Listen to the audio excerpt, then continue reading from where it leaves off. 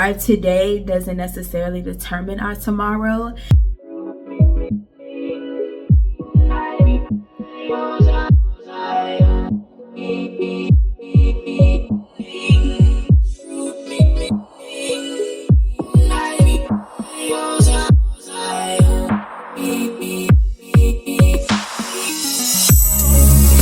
Hey y'all, welcome back to my channel. My name is Patty for those of you who do not know, and we are back with another episode of the Fearless Baddie. We are unlocking and becoming the most fearless, baddest versions of ourselves, and today we're going to talk for just a few minutes about imposter syndrome. Yes, we have all been there. Yes, we sometimes have a very, very bad habit of believing we are less than what we really are, overlooking our strengths, overlooking all the things that make us amazing and great. And I honestly had an assignment recently, I had a task to write down all the things that I was good at. Y'all, I froze. And I don't know if it was because I felt like saying these things is like bragging, or if I'm not quite good at them and I only think that I'm good at them. And it really prompted me to want to start this conversation because I feel like a lot of us feel that way, and a lot of the time that's what's stopping us. So for the first thing I want you to do is start with the why. Why is it that you feel that way? Why is it you feel like you're not good at good things?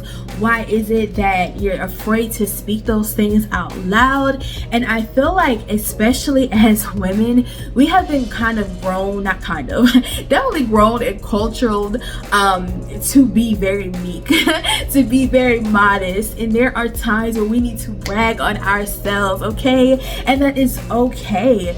It's okay to say I'm great at speaking. It's okay to say I'm great at being a connector. It's okay to pop our ish, okay? Y'all, I apologize for the noise. They got the blowers out. I'm so sorry.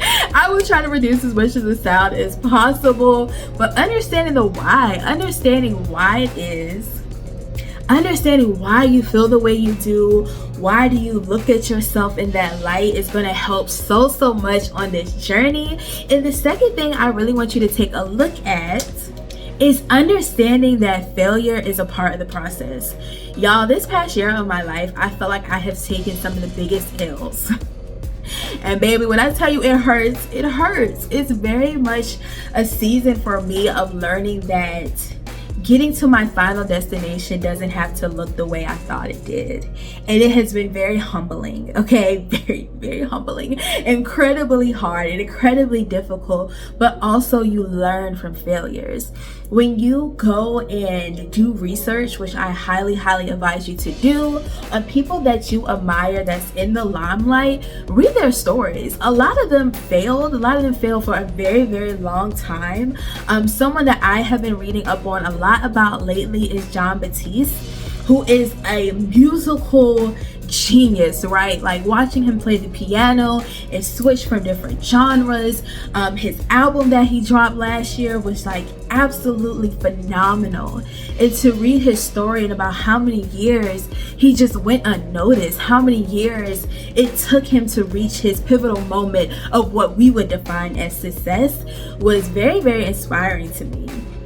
I feel like a lot of the times we love to like zone in on when people reach that spot and oh, they're there, but we don't take a lot of time to read and examine how they got to where they are, and that they took a lot of L's along the way.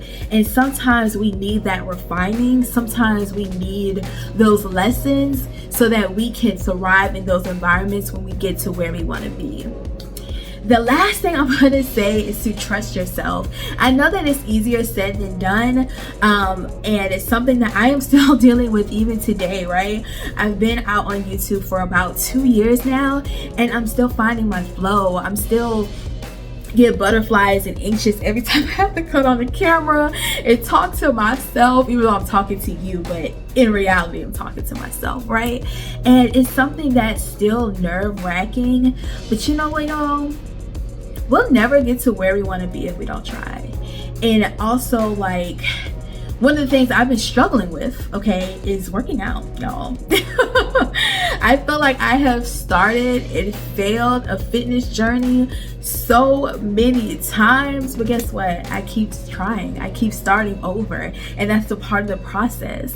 And no matter how many times you fall down, guess what? We can get back up, okay? I like the little weeble wobble, but they don't fall down. That's us, okay? And also thinking about and examining the things you already survived is very, very important. There is a book, oh my gosh, it escapes me. I'll have the name of it on the screen, because if you are able to, I highly suggest that you get this book. It was a workbook in a journal that I have done twice now, and during some of the hardest moments of my life, one of which a loved one was really sick and ended up being diagnosed with a rare disease.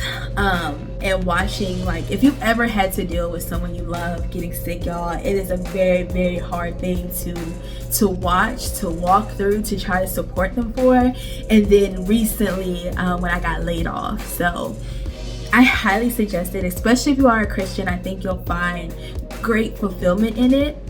Excuse me, I'm like about to cough.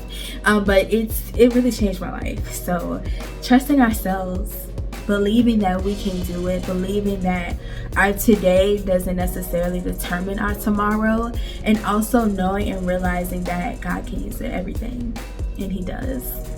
Your timing, although it might not be what you want or how you want, God is intentional. So thank you so much for watching, guys. I will be back next year with more episodes, with more challenges. This is closing out 2024. Thank you all for supporting me, for joining this journey with me.